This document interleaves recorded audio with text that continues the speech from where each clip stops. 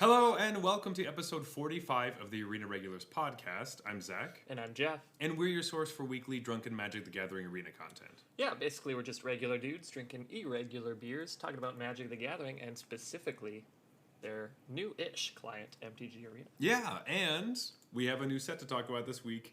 Yeah, boy! Finally. We don't usually feel that way about new sets, do we? But Yeah. most of I think it's more about the old stuff leaving, but yeah, maybe that's what makes this one feel more momentous. Yeah, that's true. So we are going to talk all about the new set, Innistrad Midnight Hunt, and do a little set review for you. But first, each week we both bring a beer, we drink our own, then drink each other's, rate them on a scale of bronze to mythic, and choose the best for last. So with that, Jeff, what's on tap? So I brought something called Voyager by Renaissance Brewing Company. It's a 6% IPA, and what really struck me about this is that it's out of New Zealand. Oh.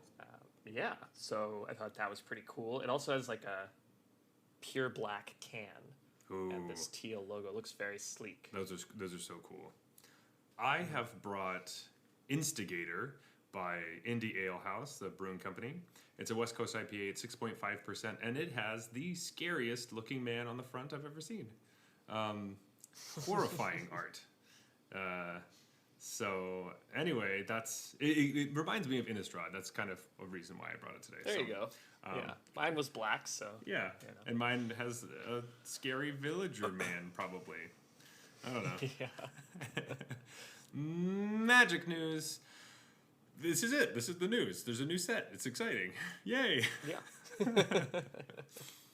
So Midnight Hunt is coming out on Thursday for us Arena folk.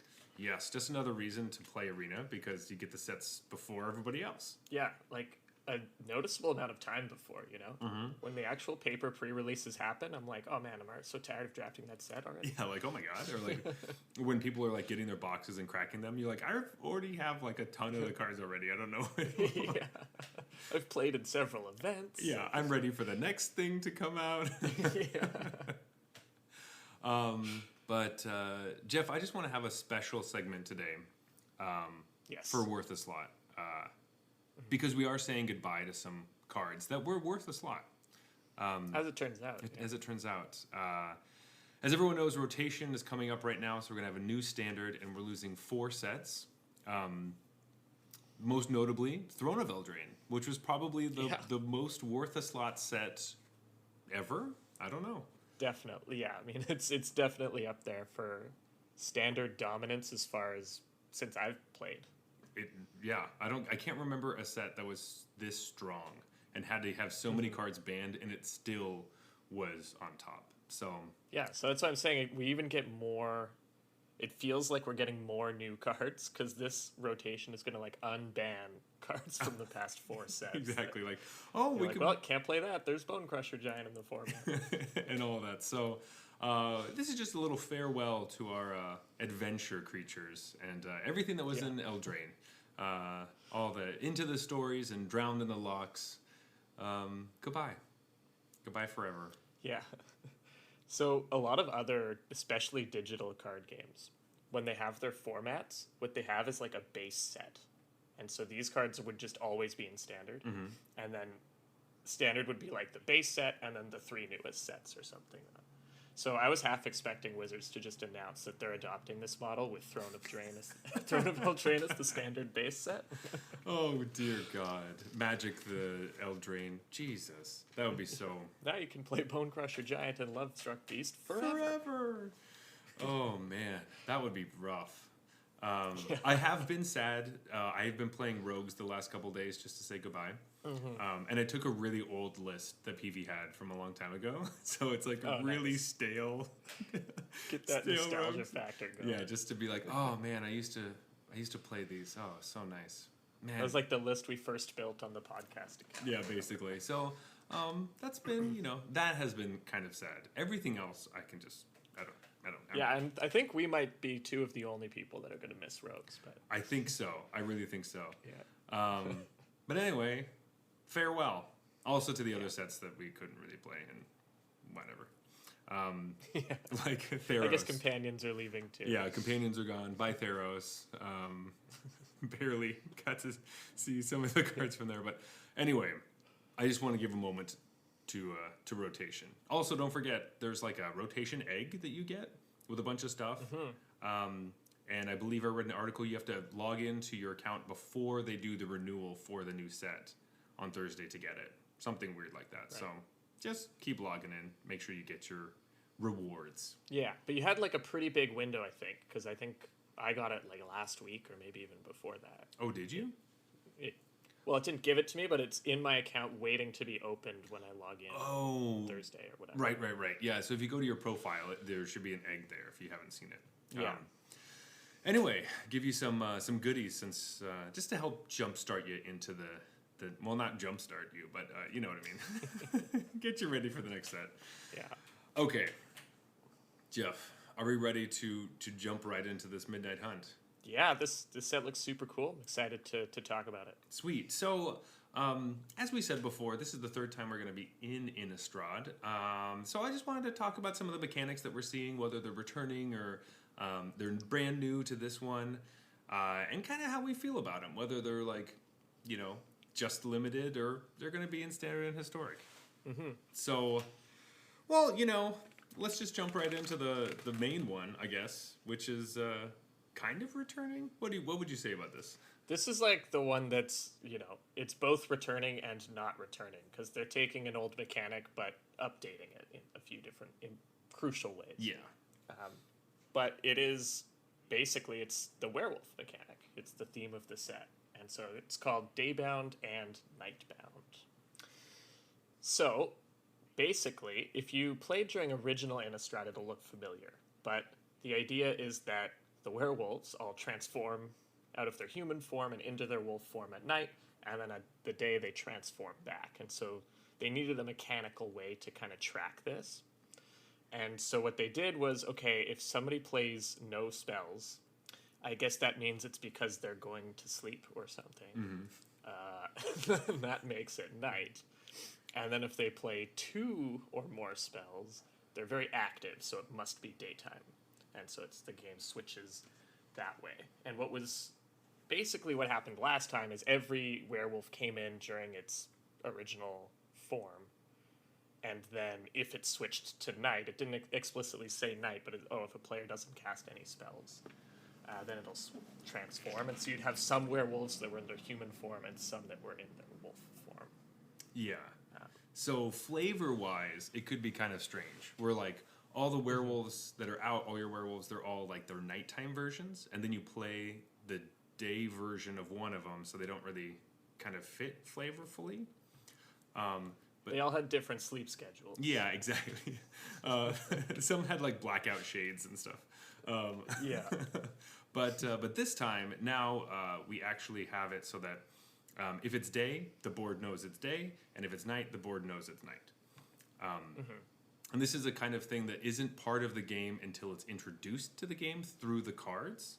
So it can be kind of strange, and some of the wording can get a little tricky. So when we get into that, we'll talk about it a little bit more, about the specific things. But the biggest change with the werewolf stuff is that if it's nighttime and you play a werewolf into the night, it will be the nightbound version when it enters the battlefield. Right. So on the stack, it'll be the human, but when it hits the battlefield, it'll be the flip side, which is good. That's quite good. Yeah, it's a good change. It's going to be tricky because the backsides are, in general, a lot more powerful. So it's like, you got to be worried if you're against werewolves and it's nighttime. Yeah, especially because there's a lot of cards that beef up during nighttime as well. So the important thing is that it will only change if a player plays no spells or 2 spells during their own turn. So before... Right, that's the other big difference. Yeah, so before you could have played instants on your opponent's turn to keep their werewolves from flipping, because it was just if spells were cast in a turn. This way... Right, it's if nobody cast a spell. Yeah, so this way you have control over the day and night stuff a bit better. It kind of benefits the werewolf player a bit more because not only that, but they can now play 2 spells on their opponent's turn. to make sure they're using all their mana in a turn and not flipping all their werewolves back to human. And like souping them down and stuff. So I think this is a great change. I was like, yeah. And I know that Mark Rosewater has talked in his blog and his podcast and stuff about this is initially how they wanted the mechanic to work. And I think this is one of those arena changes where it's like, we can do this a lot easier now because we can show it on arena and it'll just work. And it doesn't seem as confusing to try to do it in paper, possibly. So, right. I mean, great for us. Love it. Yeah, exactly. Yeah. They probably just decided, like, you know, because some weird stuff can happen. Let's say I play a werewolf, and then that werewolf dies. But because I played that werewolf, you know, the whole day-night scheme is kicked into gear. And then we just have to track that. What I'm saying is you could have to track day and night when nothing cares about it. Because, like, once you set it into motion, it's in motion. It's either day or night. Exactly. And I guess it's worth mentioning that before you do something, it's neither. Yeah, it's like the original game state is neither. So it's not like I pass on turn one and it's like, oh, nighttime now because you didn't cast anything. Yeah, no, it's just you play a regular game of Magic until something tells you it's either day or night, and then you continue. Right. Also good to note that when you play a day-bound card, so the human side of a werewolf, it doesn't become day. It just has day-bound. That's it. So you're not like changing it by playing a day-bound card. Won't be like, it's daytime now. That's not how that works. Oh, no? No. That's weird. Because if it was night when it was coming into play, it would flip. And it doesn't flip into night until it's on the battlefield and realizes it's time to be night. Because even if it's on its front face a human and it's like day, it doesn't register that it's day because nothing's told it it's time to be day. Do you know what I mean? Unless you have a card that says whether it's day or night, or if it's neither day nor night, it is now day. Those cards will do that. The other ones will not, because there's nothing that triggers it to tell it to be daytime. Because all the werewolves will trigger to tell you it's nighttime, and then the other cards that aren't the werewolves will trigger when they enter to tell you that it's daytime. It's kind of weird. Yeah, that's strange. Yeah, it's a little... I feel like they didn't need to do that. Yeah, because I don't know why it's super important they did it that way, but for some reason they did that, because if a human is entering and it's not daytime, if it's nighttime, they'll flip and just be a werewolf. Anyway, there's some weird stuff. But luckily for us... Right, it won't change it to day. Yeah. But I feel like Daybound should just have a rider that's like, if it's neither day nor night, it becomes day. Yeah. I'm pretty sure that's not how that works. But we'll also figure it out when we'll find out when we play one on Arena, because I'm not sure you're right about But that. I also don't know why it would matter, right? Because if it comes in, like, it won't matter if it's day. I guess if you play a werewolf and then or a human that has daybound, and then they try to play a thing that says if it's neither day nor night, it becomes day, and then it just wouldn't become day because it was already day. I don't know. There might be some weird corner cases, but I'm really happy that Arena's going to deal with it for us, and I don't have to. Yeah, this is what we were talking about, I guess. That this is why they didn't do it this way the first time. Yeah. So initially it seems really easy, but then once you get to some of the nitty gritty stuff, it gets a bit harder. Right. Anyway, it'll be much more clear once we start playing, and you'll kind of get the hang of things. But just remember, there are some cards that they become better or become worse whether you want to double spell or not spell in the turn. Yeah, you're going to have to focus. Like, that's actually going to be a factor, kind of, in your decision making, where normally you'd be like, all right, well, it doesn't matter if I cast one or two spells in a turn. But now you're going to have to sequence with that in mind. Yeah. Like, maybe I don't want to cast two spells this turn. I'll cast my instant on their turn and my spell on my turn. Exactly. Because a lot of the time the rule is if you can double spell, do it. Like if you're trying to especially make sure, in limited. Yeah. You're trying to make sure you can do that. Now, that's not the case. Not necessarily. or figuring out sequences where you're like, I have to double spell to turn their stuff back so that I don't die in the crackback soon or whatever. Right. So it's gonna be. I'm excited. I'm excited to see what goes on with this. But yeah, like we said, this mechanic was basically a smash hit the first time. Like, people loved the whole werewolf thing because even though it didn't quite work perfectly flavorfully, and they've just updated that, and now it just is better. Like, I think the change, especially of I can't screw up your werewolves by like shocking you in the face or whatever. Yeah, or something like that. So I would personally like them to just errata the other ones and just make them all this way. I was hoping for like some remakes, like just give me Huntmaster of the Fells again, but now with Daybound and Nightbound. Yeah, that would be nice.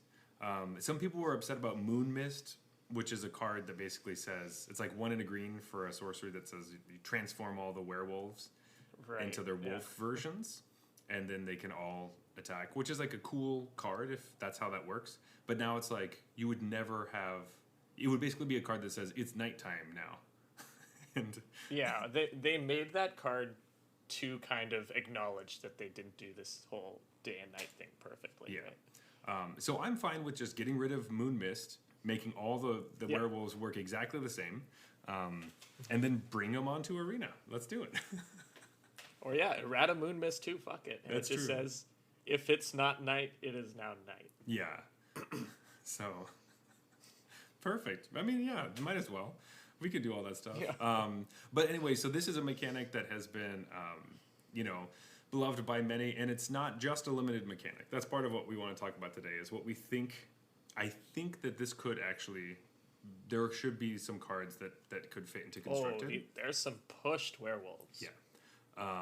There's some sweet stuff. So it's not just going to be like, it's a fun day-night thing when you play limited. It'll be like, this is going to be a thing. And I'm excited for it.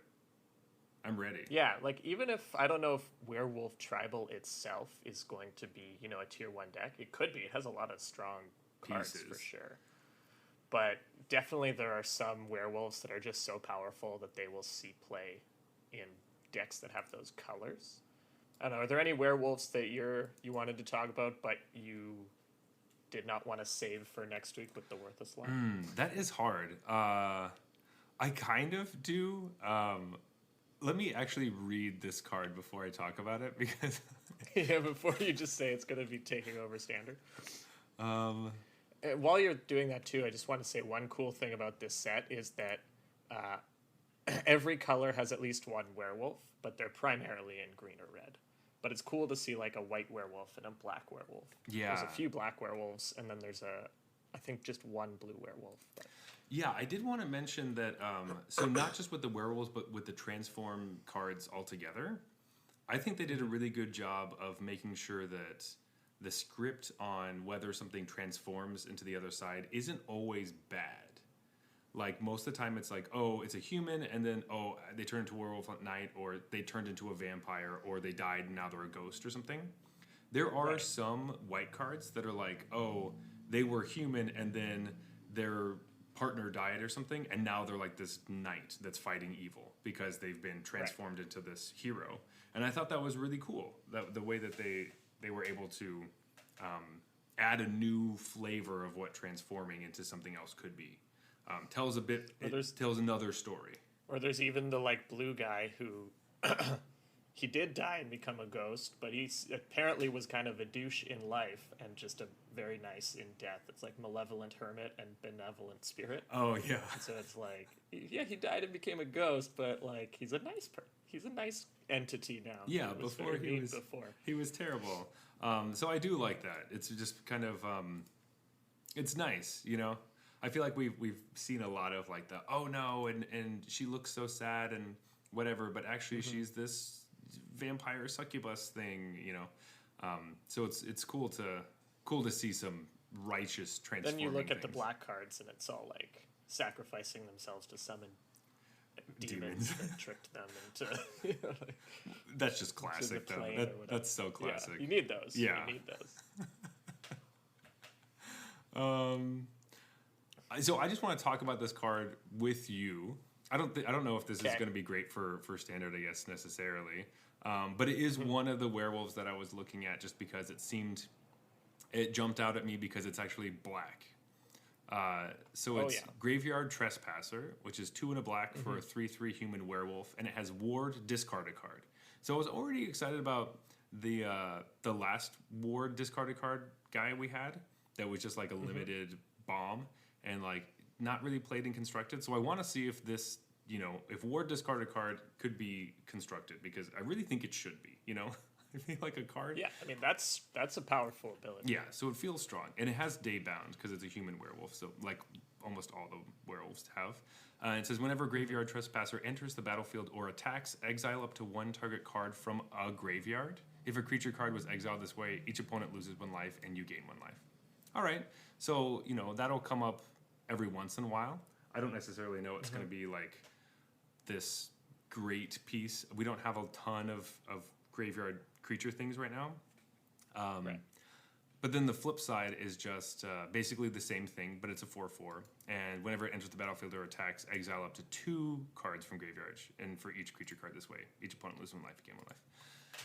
So I don't know if this could possibly be, if there is a graveyard creature heavy strategy, it would be helpful against that. But still, I think like a 3/3 for 3 that needs to be 2 for 1. For sure. That turns into a 4/4. That also needs to be And 2 like for 1. even if you're not like attacking their strategy, like let's just say you're playing against Gruul and they don't care about their graveyard at all. When this attacks, it's draining them for 2 because they're going to have creatures in their graveyard, and then swinging as a 4/4. It's like that is a lot of damage. This thing hits hard. Yeah. So. And again, it's black, so that's cool. So Black werewolf. Exactly. Yeah, that's one of the ones I'm excited about too. I think it could definitely see standard play. And then, there's a lot of graveyard stuff in this set. So it's nice to have the natural backstop against that. Just built into like a 3/3 with a pretty good ability. Yeah, exactly.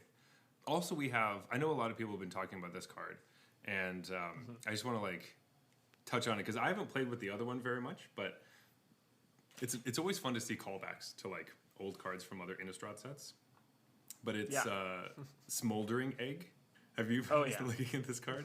Right, so it's 1 in red for 0/4 Dragon Egg with Defender, and it's similar to Thing in the Ice is kind of the joke because it cares about instants and sorceries. So whenever you cast an instant or sorcery spell, put a number of Ember counters on Smoldering Egg equal to the amount of mana spent to cast that spell. Then if Smoldering Egg has 7 or more Ember counters on it, remove them and transform it into Ashmouth Dragon, which is a 4/4 dragon with flying. And whenever you cast an instant or sorcery spell, it deals 2 damage to any target. Yeah, this card looks really good too. I don't know if we'll get there in standard because these types... The weird thing about this card is that you want a whole bunch of cheap instants and sorceries to make the best use of the back half, but then those take forever to flip it in the first place. Exactly. So it's kind of an interesting design, this Thing in the Fire here. Yeah. Thing in the Fire. I was thinking Thing in the Egg. But it's like a smoldering egg, That's so true. That's true. It's the opposite of Thing in the Ice, where it's now the thing in the container of fire. That's true. That's very true. But yeah, I do think it is funny where it wants you to play big spells at the beginning and then small spells afterwards, which is so opposite of how the game works. And I think this is worse than Thing in the Ice was, but probably a better design. Yeah. I like this card. I mean, I liked Thing in the Ice. Because I loved Thing in the Ice, but when you played against that deck, you didn't love it because it was that was too easy for you to flip and bounce everything and attack me for 7. Yes. I loved that card a lot. But so anything that reminds me of it, I'm like, ooh, here we go. Yeah, really cool design. Are there any transforming type of cards you want to talk about before we get to the next mechanic? Any transformer, huh? Not just werewolves? You could do anything. Besides what we're literally... Anything I want. What we're literally about to except talk the about. ones we just talked about. Yeah, that makes sense. I mean, the only thing that I guess, like you were saying, the callbacks, we have the Delver reprint in this set. Yes. So that's really cool that they did that. And to me, this is something that Magic, the designers in R&D like to do, is give you a card that was really good before in a new set and have it just not be good, and I kind of think that's what they're doing here. I don't think you're going to make a good standard deck built around Delver of Secrets this time around, because the support just doesn't there. Yeah. But it's really cool that they reprinted that. I think that was really cute idea for them to do. I think it's really cool, but I also think it's funny because this could have been a big reason why Brainstorm got banned in Historic. Because they're like, well, we do have Delver of Secrets coming up soon, so maybe we should just get rid of it now. Like, if Brainstorm seems like a problem, do it after this tournament so we don't have to have, emergency do it later. And maybe this still sees play in Historic, I don't know. It kind of seems like it's worse than the red version that they have, the red Delirium the Dragon version. Rage channeler. Right. But I don't know, maybe you play both, or maybe it's two of these as your extra 1-drops, your extra versions of Dragon Rage Channeler or something. I don't know. Yeah, possibly. I feel like that's what a lot of people are talking about. So we'll see. But I think that is true. It's fun to see a card come back and then be like, oh, it was actually the environment things are kind of brought into is very important. It's very similar to like, would Michael Jordan be as good without Scottie Pippen kind of thing, that kind of stuff where you're like, yeah, they were really great, and you remember the one card, but you forget some of the other players that were part of it that made it what it is, and also what it was combating. Wasn't Ponder in Standard when this was in it last? It's like, I don't know. It's one of the best cantrips ever. Maybe. We don't have cards like that in Standard anymore. No.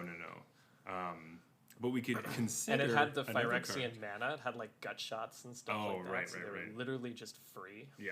And you're like, oh, might as well just have those free things. But yeah, anyway, so this is one of those cards that is interesting now to see it because through its iterations, basically what I mean is like it was printed as Delver of Secrets. And then later on, I think it might have been later on in the first Nistrad block, they made. Oh no, I think it was when that we came back to Shadows. They had like continued to transform the actual wizard. Yeah, the same character, I guess. Yeah, it was like different. It was like a bigger version of Delver. So it was basically like the Delver turns into like the insect thing, and then the insect thing slowly becomes stronger, and then in the last iteration, it starts to like spawn more 1/1 wizards that then get +2/+1 that then have flying, so it turns them into the flip side of Delver of Secrets.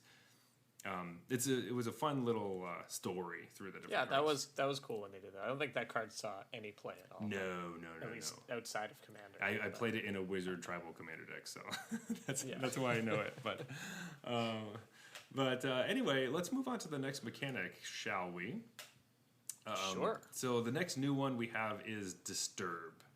And it's another transforming mechanic, but it's doing it a different way.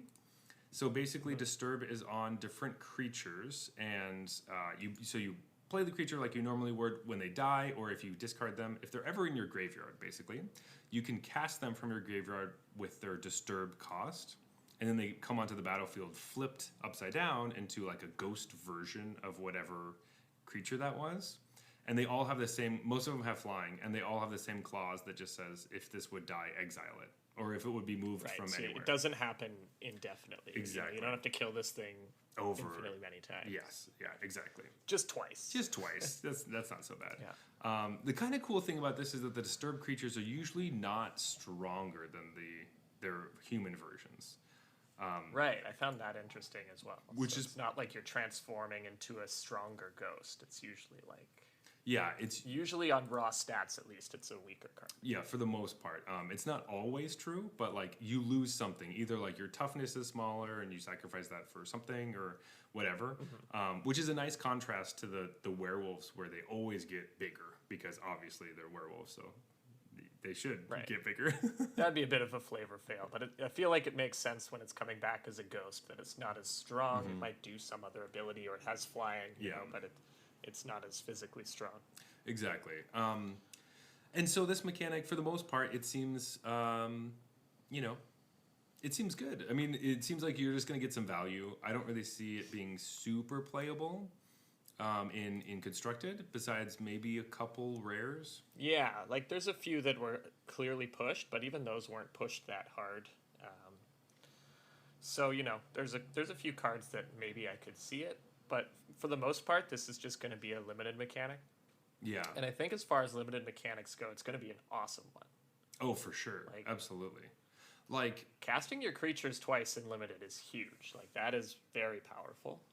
Especially them, I do think it is important that them coming back transformed and different is very valuable, actually, because it reminds me of Embalm from Amonkhet. Now that limited format was really fast, so that strategy wasn't as strong in it.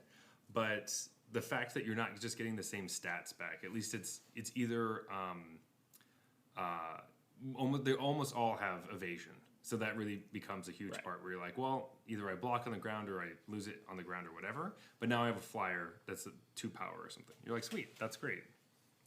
Yeah, totally. Especially since, came for sort of quote unquote for free. Cause you would have, almost played the other creature anyways. And then it has this ability that adds to it. Exactly. Yeah, people have been calling it like flashback for creatures, but it's not really right. It's more, I think of it as aftermath for creatures. Because the aftermath cards were like, if you cast them from your hand, they do this thing, and if you cast them from your graveyard the second time, they do something different. That's true. And so that's really what these are. It's like that mechanic, but done for creatures instead. Yeah, I guess aftermath, that does make a bit more sense. As far as like, because those are like completely different sides. And a lot of times, no, they do stay, they stay the same color. I was going to say they change color, but they don't. Maybe in the next set they will. But yeah, besides that, I don't have a ton to say about Disturb. Well, I really have to play it to see whether I like it or not. That's the thing. Like, I've never really played this. I've played versions of this, like you were saying, with Embalm or with the other one, Eternalize. But it wasn't really the same thing. No. Those are also tokens and stuff, so...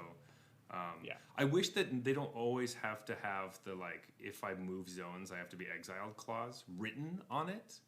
It's fine if it does that, but the fact that every card looks like it does more than it does because it has a clause that says you have to exile me. Yeah, I was thinking that too. They maybe could have baked this into the mechanics somehow, but I guess they decided to do it this way because they're like, there's not a ton of Disturb cards either.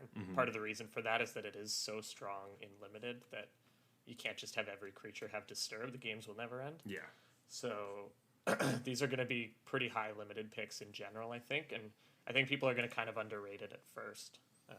Yes. Because some of the creatures look a little anemic at first glance, but then you realize that having Disturb is like a huge boon. Exactly. Because people already know that having Flashback is really great, so you should also... Yeah, they've learned that lesson already. Yeah, and they just don't see it yet with the... within the first week, I'm sure that we're going to figure out. We're going to have people being like, oh, well, Disturb is really good now. Yeah, but like you're saying, I'm just excited to play with it. It looks great. Yeah, it looks super great. Also, like the other mechanic that we get to play with again is Flashback.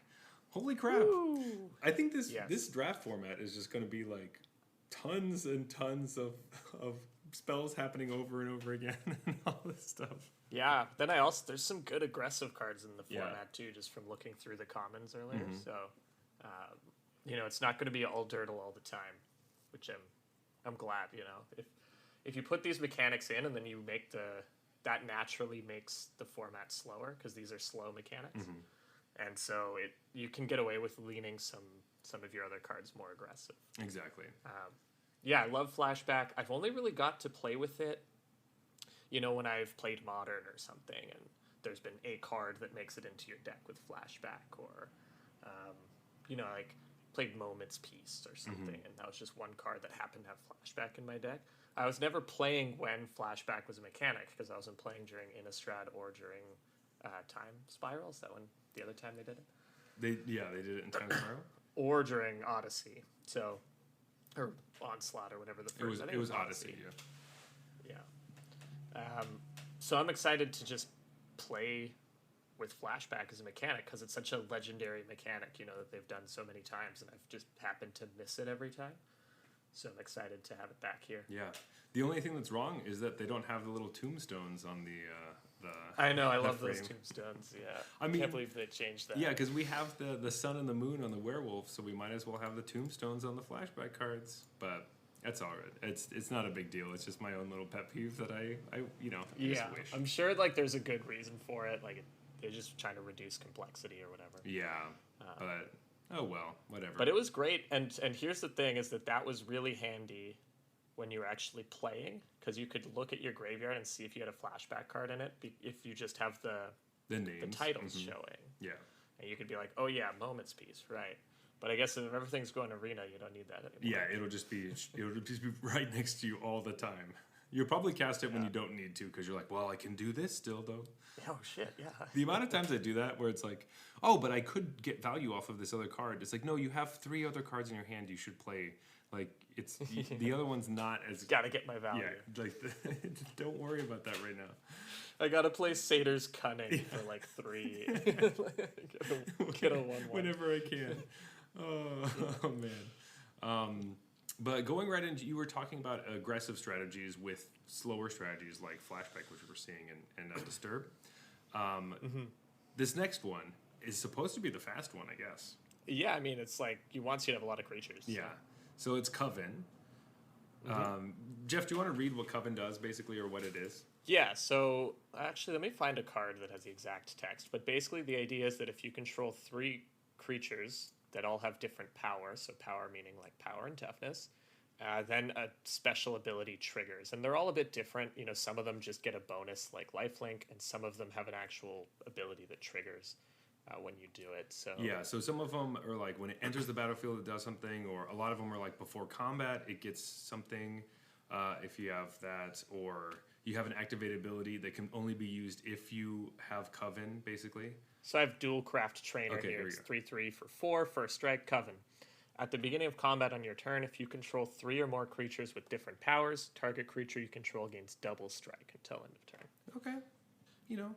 It's worth noting that it does this weird double checking kind of thing. Yeah. So this ability is a good example that I wanted to highlight because this will check when it's supposed to trigger at the beginning of combat if you have 3 creatures with different powers. And then it will also check when that ability is resolving to give double strike. So what that means is if this goes on the stack and then your opponent kills one of your creatures, the creature you targeted with this won't get double strike. Yeah. If you have Coven, so it triggers, and then they make sure that you don't have Coven, so it doesn't trigger, kind of just hoses you. And then maybe that ruins your attacks altogether. Right. It like checks both times. This one, it's hard to get too blown out because this has to resolve at the beginning of combat, so they have to do it before blocks and stuff. Like before you declare attackers, so you don't get blown out. That's true. That's true. So you aren't like attacking and it does it. But still, it's an ability that I have to have at least, like besides the 1 creature I have with Coven, I have to have 2 other creatures.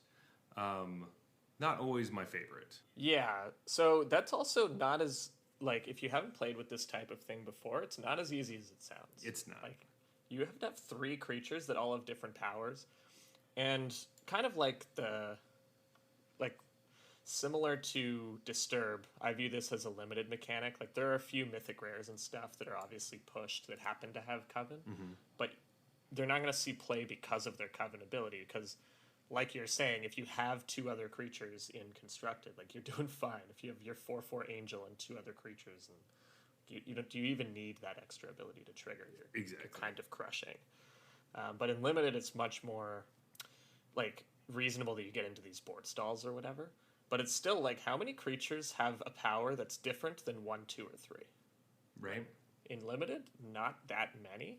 And so you need kind of the full trio. You need 1, 2, and 3 power. Or you need to be doing some sort of shenanigans with +1/+1 counters or something like that. Right, exactly. So it's hard enough to have an ability that just says, if you have 3 other creatures, do this thing. Now they have to have different powers and stuff. So the hoops you have to jump through to get to some of the abilities, it doesn't... I'm ready to be proved wrong. I really want to be proved wrong in this because it's the ability that I would want to play the most, which is the attack, just turn everything sideways all the time. But I just don't love what I've seen so far. So we'll have to, as things shake out, I'll see how it comes about. But, I mean, hey, it might give some really interesting deck building problems when you're putting together your draft deck. You're like, oh, well, I would normally want this card because it's better, but this one has a 3, and I don't have enough 3s. Or that probably isn't going to be your problem. There's going to be a lot of 3s. This one has a 4 or a 1. Those are the ones that you'd kind of want. So, maybe. Yeah, I've been trying to keep an eye out for quote-unquote Coven enablers, and They put some support in for sure. Like there's more like 0 power creatures than I'm used to seeing in a set. Yes, And that's a nod to Coven. I was gonna bring up the Trapper because Gavany Trapper is the 1 white mana for an 0/2 human soldier. That it's a tapper, so you can pay 2 to tap a creature. And normally paying 2 to tap a creature that ability is not good. If you have, it's okay. It's usually fine. You want it to be the best tappers only cost 1 to tap.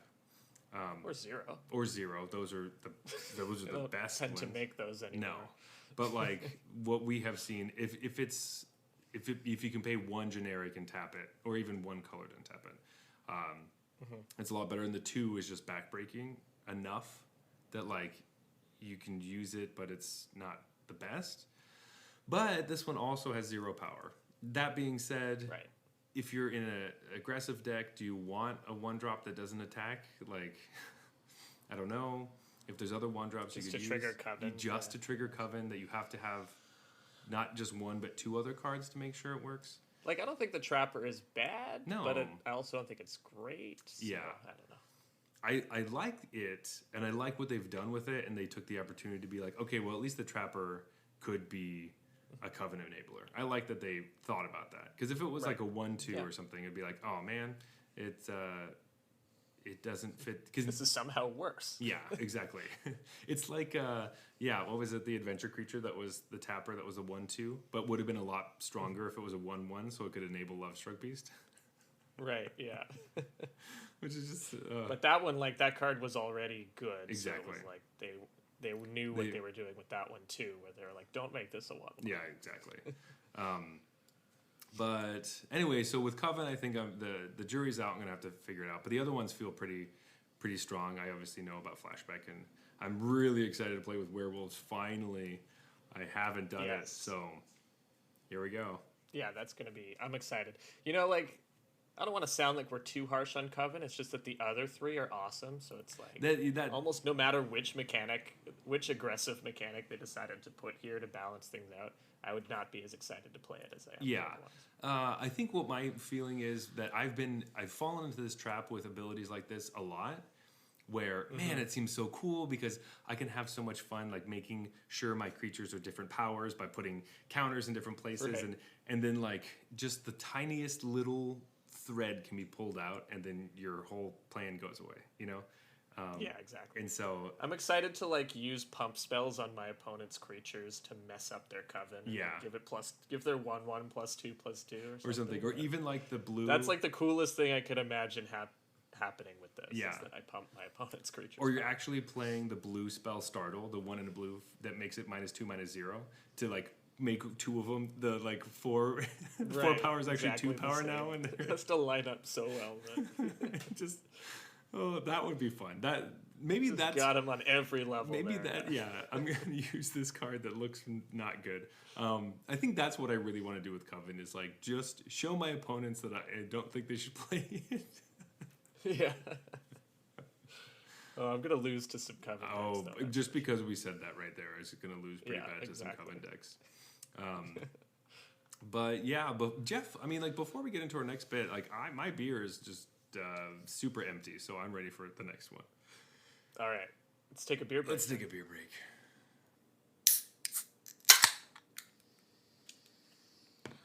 Man, this dude's face is scary. You were not lying about that. Yeah, he really looks like an unruly mob or something. Yeah. A card that will not be featuring what comes next.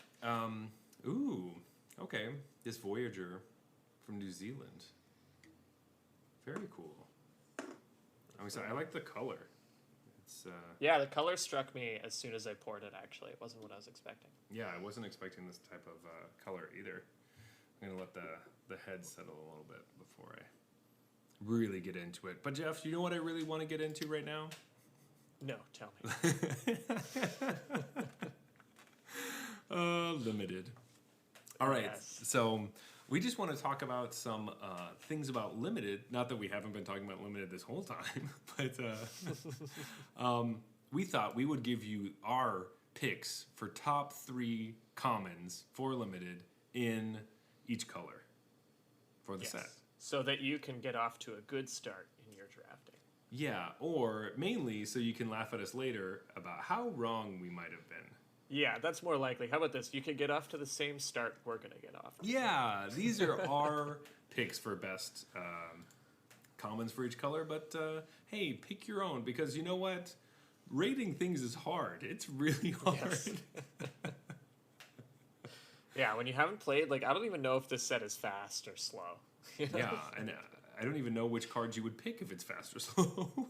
Which is- anyway, so Jeff, how do we start this? How do we get into it? Do we just talk in general about each color and then like dive into our ones, or we just start talking about them right away?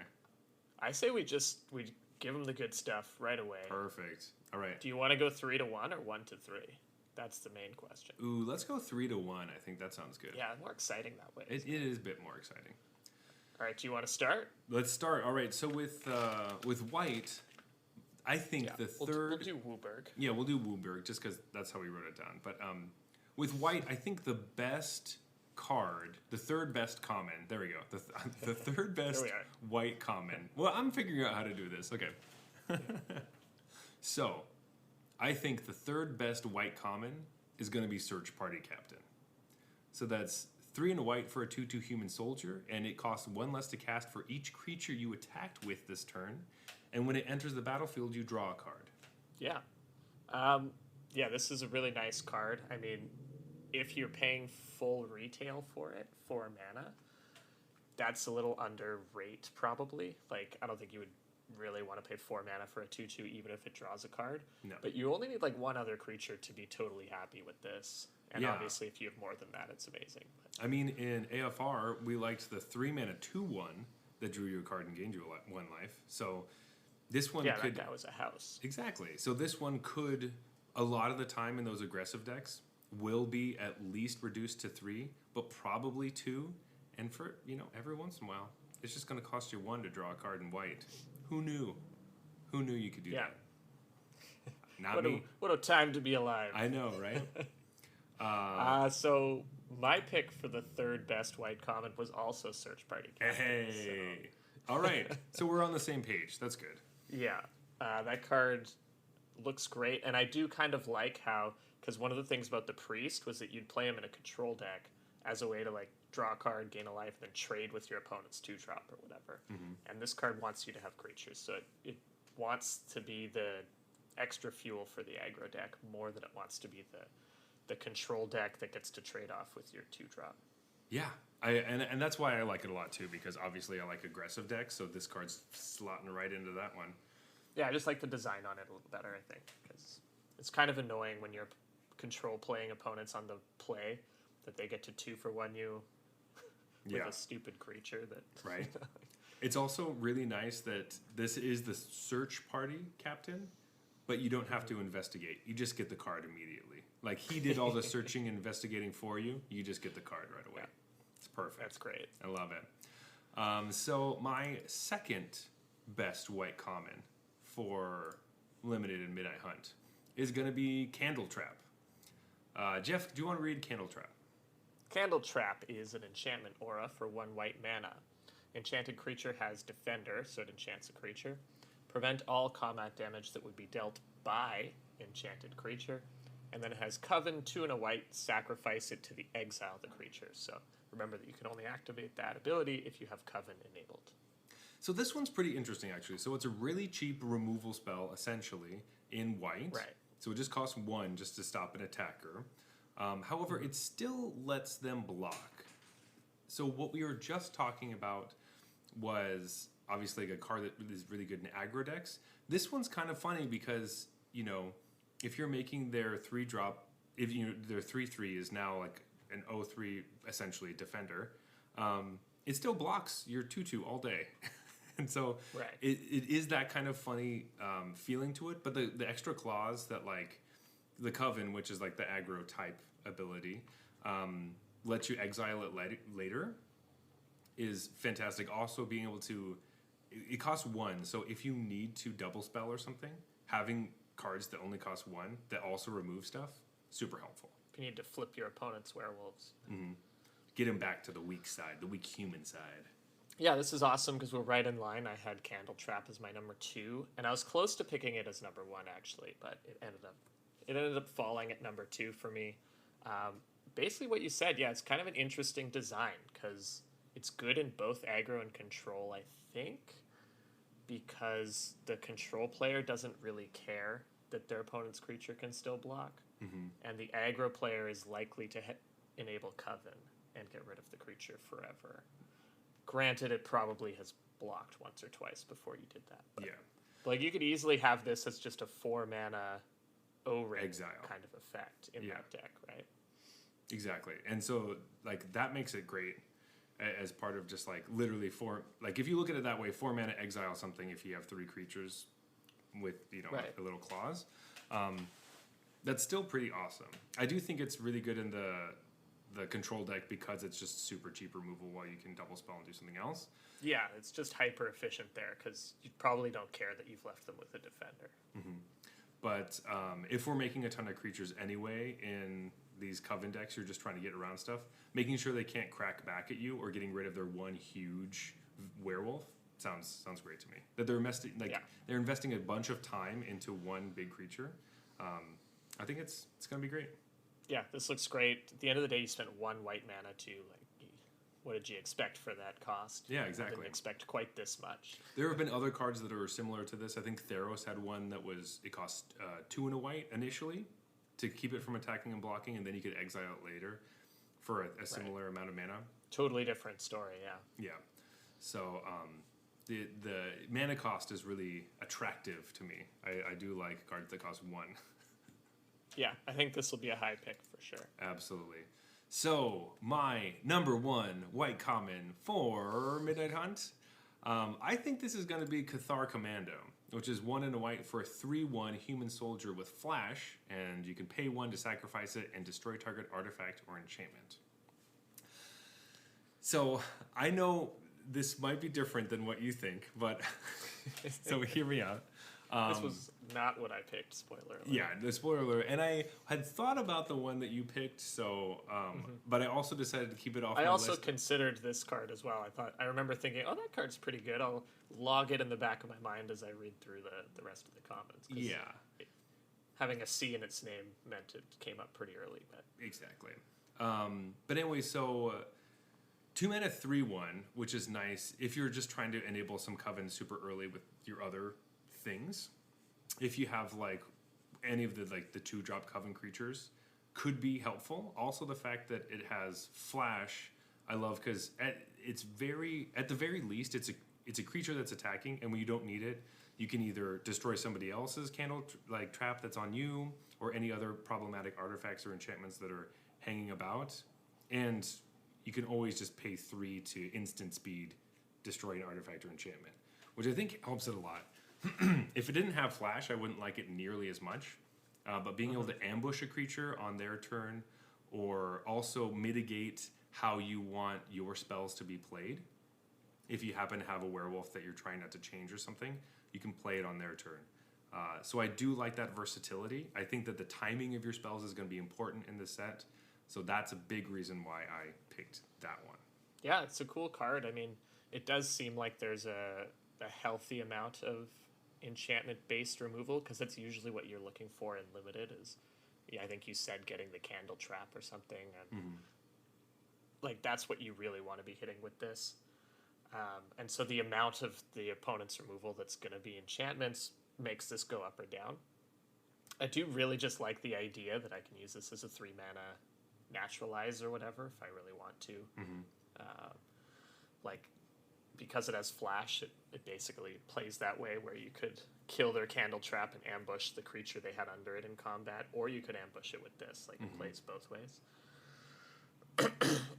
Yeah, it seems pretty good. I'm reserving judgment to see how prevalent artifacts and enchantments and how good they are in the format, though, I think. Because while I'd mostly still just be pretty close to playing a 2-mana 3/1 with flash, I think that's pretty close to acceptable and limited to maybe even downright decent. I do need that other ability to be good before I put this in my top 3. Absolutely. I totally get that. But with that being said, what's your number 1 for white common?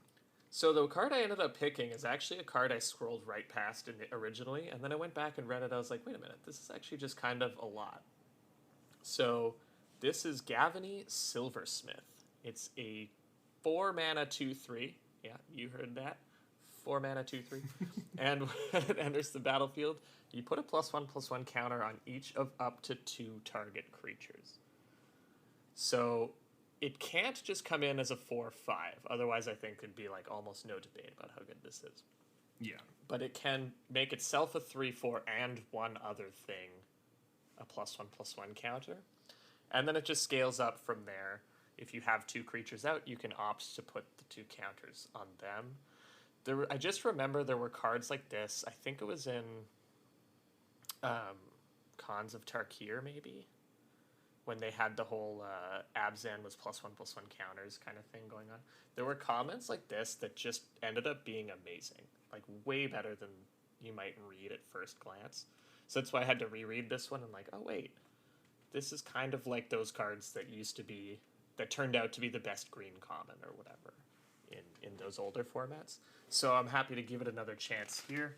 And I think it has added utility with Coven now, because this basically is like a Coven enabler in itself. If you have 2 creatures, it sounds like it'd be difficult to not find a way to put the counters on that enabled Coven, right? Mm-hmm. Like you get to choose any 2 of them and buff them by 1. Yeah. So if you have 2 1/1s, you play this, now you have Coven. Exactly. You also have the choice not to put a counter on if you desperately need that. If you have a bunch of 2-power stuff, you could... Which I could actually see coming up. I mean, like if the Coven ability you're turning on is powerful enough that you're willing to give up the +1/+1 counter, like that could be a thing. Yeah. This is also a card that I was looking at for the list as well, so I wasn't surprised when you put this at number 1. So this reminds me of, what was that one cat from M21 that had lifelink? It was a similar type of thing. It was like a 4 mana 2/3 that could put counters on a couple things. And that ended up being the same type of thing where it looks innocuous when you're just like drafting it, but it ends up playing really well and fitting. It always makes it like, oh man, if you just didn't have that one extra counter on something, this attack wouldn't be as strong as it is. So I do think that this will be a role player and definitely a piece that you're looking for when you're making Coven decks. So if these start... Yeah, I'm kind of leaning on the Coven mechanic a bit here because this type of card is good in go-wide strategies. I'm assuming that the presence of Coven means that that's a strategy. Yeah. So yeah, I could definitely see this card breaking out and doing well. But hopefully not better than Cathar Commando, because I want to rub it in your face that you didn't pick it. Yeah, totally. And I had Candle Trap at number 1, and then I switched them, and it was mostly because it's more fun to not put the efficient removal spell at number 1. Exactly. Take it and make an actual prediction, although you'll see later on that I didn't always stick to that regime. Yeah, I think that I had Candle Trap at number 1 first, and then I went through all the other cards, and I was like, oh, I'm going to switch some of the stuff up a little bit. Then you did the old head-to-head battle. Who wins between Candle Trap and Cathar Commando? Like, well, Cathar Commando could blow it up. There you go. There you go. Jeff, let's move on to blue. Do you want to start first? Yeah, you started last time, so I feel like it's fair. Only fair. Okay, so my pick number 3 for third strongest common in blue, Innistrad Midnight Hunt, is called Revenge of the Drowned. It's 3 and a blue for an instant. Target creature's owner puts it on the top or bottom of their library. You create a 2/2 black zombie creature token with Decayed. Yeah, I think this card is okay. I think I tend to overrate a little bit Decayed. Like how valuable that zombie token is, because to me it seems pretty good, but the way they've powered some of the cards with Decayed on them seems to suggest to me that the designers do not think it's good. So I had to like temper my expectations with all the Decayed cards, because like if you just read, oh, do this and make a 2/2, you're like, that card's insane. So the 2/2 must be so much weaker than like I'm kind of anticipating. But also, I gotta be honest, I was kind of struggling for blue here. So This is what I came up with. I 100% understand how you're feeling about this. And I also looked at this card because obviously, once you just look at the commons of a set, you can quickly see like, oh, there aren't actually that many choices for the best ones, right? Right. Quickly you can be like, oh, these ones seem strong, the other ones seem maybe situational, and some of them seem not the best. Right. So the thing I didn't love about Revenge of the Drowned is that your opponent can choose whether they put it on the top or the bottom. And I wish that it was always on the top just to hose their... I don't like to give them agency. I think card would be great if they had that, because then it's like 1 mana less than Totally Lost. Exactly. And makes a 2/2. So that would be very strong. And that's kind of what I would want. The fact that they can decide that they don't want to draw it again makes it be like, That bummed me out too. It bums you out a little bit. But I do want to talk about, quickly, before we continue, I wanted to find a time to talk about the decayed tokens. So all of the zombie tokens in the set have decayed, which basically means they can't block, and whenever they attack, you have to sacrifice them at the end of combat. So they only get one. So every zombie in the set is like brain dead. Well, they're also dead, so whatever. Sure. But I think it's super flavorful mechanic, by the way. I think it's really cool. It is super flavorful. Like, they can't do anything to protect you, and they also can't attack very well. They basically have one swing, and then they fall and break apart. Like, that's what happens. Crumple, yeah. Aside from that, I think decayed is a weird naming of the mechanic. I wish they had decaying or something. Right. Instead of like a past tense. I mean, I guess it's already kind of pretty worthless. But yeah. it's already mostly decayed. Yeah, so maybe that's why they chose this wording. But like you were saying, we're looking at all these cards that have decayed. There's the one we were talking about earlier, Startle, which is 1 and a blue for an instant. The creature gets -2/-0, and then you create a decayed zombie creature, and you draw a card. And it's like, oh well, maybe these zombies aren't that strong. I was looking at Falcon Abomination. Which is 2 and a blue for a 2/2 with flying, so it's a Windrake, and then it creates a 2/2 zombie with decayed, and I was like, oh my god. I know, when I first read that too, and then I had to look at the symbol, and it's a common. Okay, so these tokens really suck, because if they didn't, this card would be absurd. So what... spoiler alert, I didn't pick any cards that had decayed on it, because I didn't... So you wanted to steer clear of guessing whether the decayed was good or not. Yeah, I was very conscious of, I don't know if I like these at all. I think what I want them to do, or there's two things I want them to do. Either they're awesome for sacrificing, especially at instant speed, because you can attack, and if they don't block or whatever, because they don't want to trade off their creature with a stupid card that's going to die anyway. So sacrificing at instant speed seems really awesome. Or there are a number of cards that say tap a number of creatures and then do an ability. And so having a bunch of them out just as, I don't know, kind of poles to just tip over for, they just kind of tap for a while until you have to alpha strike. Right. Could be interesting. I don't know how strong that is, but I like that utility. You basically just never want to attack with them. Not until you have to. Use them for some other... Exactly. Yeah. If your opponent's at 2, maybe you get in there, but... But it is nice, because then you might be able to put some of the sacrifice cards be a bit stronger, because they don't have the utility of the blocking 1/1s as well, where a 1/1 human that doesn't die when it attacks, and it can block. The biggest thing is it can chump block. Making it so, these ones don't do that, but maybe the cards that sacrifice stuff are stronger because the tokens you would sacrifice are weaker, is an interesting idea. I do like where they're going. I just don't think they're going to be very strong. Yeah, I'm hoping that they are. I've found that just having bodies always surprises me how useful that is. You know, even the goat token from that rare that is rotating out now, so I've already erased it from memory,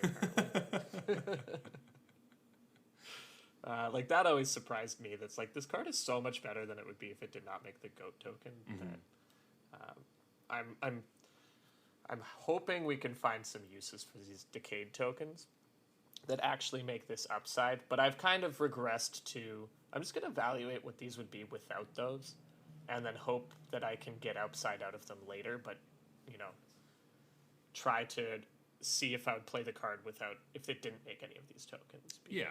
I'm guessing the tokens are kind of bad.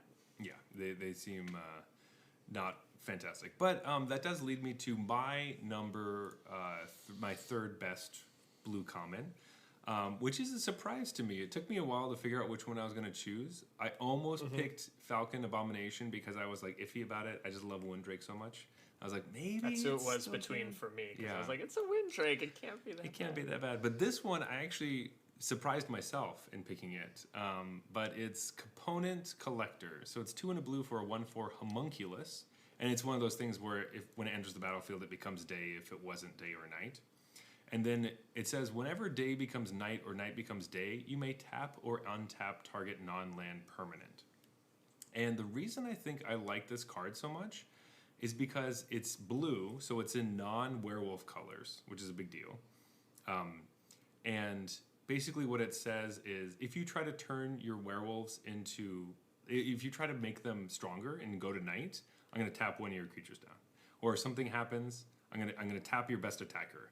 Every time you're trying to do a big flip or a big turn, or you decide that you're not going to play any spells for that turn, I'm going to tap it down, or anything like that.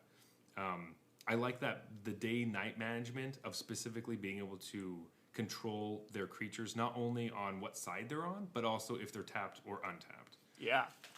I mean, that's a tough way to do it. So if I understand correctly, on my turn, I play 2 spells.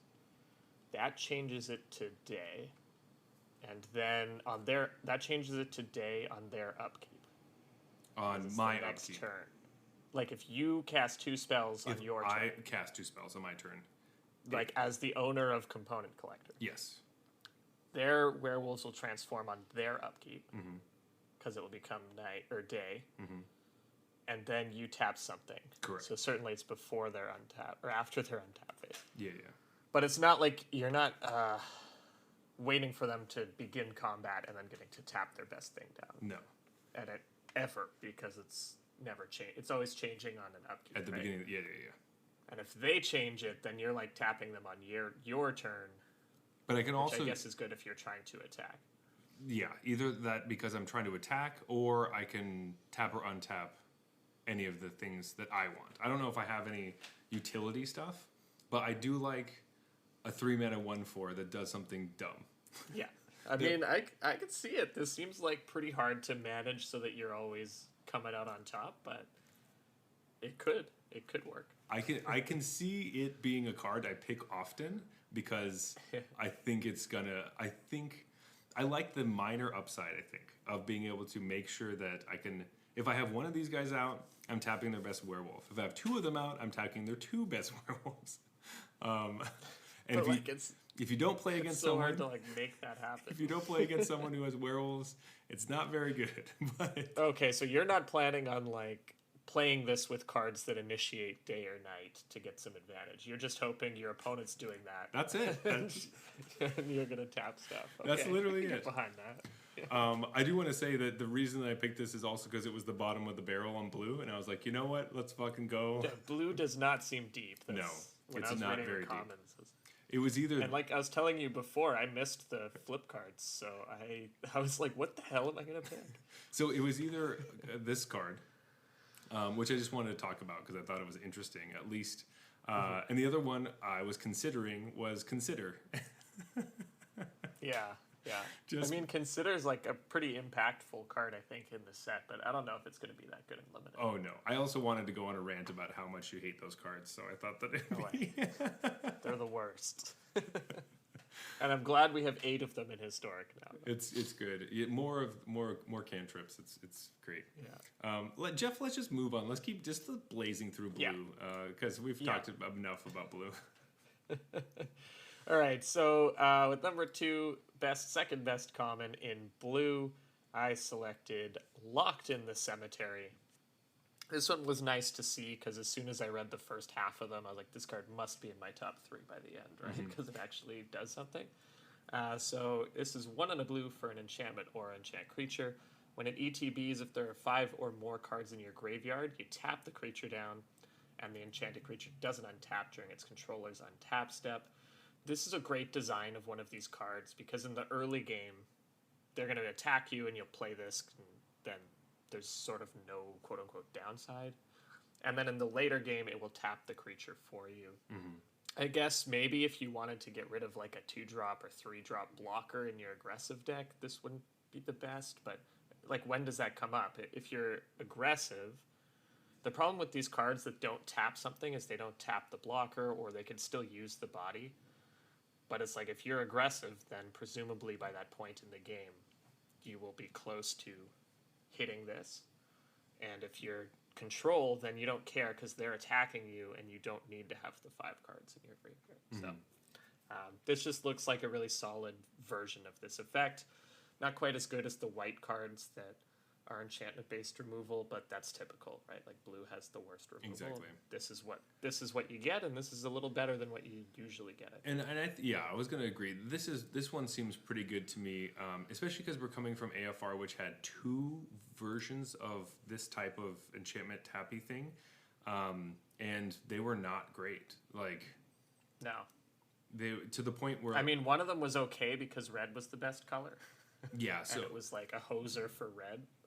But besides that, like, this one is nice, especially because if blue ends up being not great again, if we have another format where it's just like, blue's not the best, it doesn't cost double blue to play this common, right? It only costs 1. Right. Usually these claustrophobia type effects called that because they're named after that card, which is 1 blue.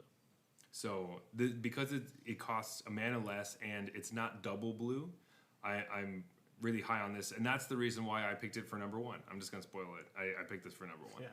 I mean, I don't know how else you were gonna. Yeah, it doesn't matter. I think this card reminds me of Bubble Snare. I loved Bubble Snare. Yeah. So I don't think it's quite as good because Bubble Snare was 1 mana to exactly do the first half, and then you had the option to kick it. But I don't know. This is cheaper than a kicked Bubble Snare, I guess. It's true, and will happen a lot of the time, I think. Like you were saying, if people swing in at you early, you can, stop that attacker and leave it down, and then later you'll get in. So, seems good to me. Yeah. I like it. Also, it just the story of the person trying to get out of the cemetery as the zombies come and eat them. Ooh, buddy. Plus, I love the flavor text. I was about to say that. Help! I'm not a zombie. Let me out. Oh, how horrifying. Nobody's buying it, pal. Yeah. That's exactly what a zombie would say. Yeah, that's what I was going to say. Oh, perfect. All right, so going to my number 2 for the best blue common, since we know what my number 1 is, I have picked Gale Drifter, which is 3 and a blue for a 3/2 Hippogriff, which it has flying, and it has Disturbed for 4 and a blue, and its transformed version is a 2/2 with flying. I just think that, of the commons, this is the blue common that has Disturb.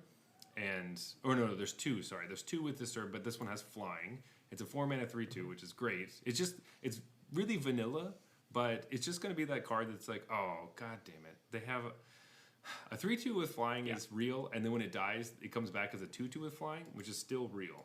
Like, it's just going to be so annoying. There are formats that have been like more recent than you might think, where Snapping Drake was just a good card, and that's a 4-mana 3/2 flyer. Yeah. And it doesn't have the Disturb. And like I said, before, Disturb is very powerful limited ability.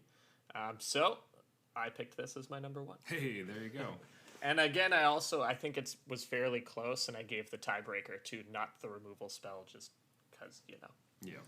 Give it something. But I do think you might be right, possibly. Like, obviously, well, as I say that, because I literally just said that I am the opposite of you. Yeah. But I think that in a deck, most of the time, I would want to have the 3/2 flyer to be attacking quickly. Though, once again, the whole trick of locked in the cemetery, even though this has flying, you can still lock it in the cemetery, so... That's right. Doesn't have to make sense, folks. It never does. So all you do is you lock it in the cemetery. It doesn't fly out. But it also doesn't die and become a ghost like things do in the cemetery. Yeah, So, but it could. good answer. If it blocks a zombie, which are in the cemetery, it will die and then turn into a spirit. So at least that's on point. Okay.